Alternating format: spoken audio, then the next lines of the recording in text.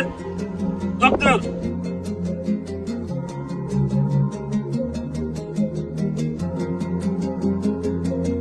Өтіп жатырған 19 сәуір және де 19 мамыр аралығындағы қауіпсіз жол республикалық іс-шараға байланысты біздің мақсатымыз қоғамдық қауіпсіздіктің алдын алу және де жол көлік оқиғаларын болдырмау.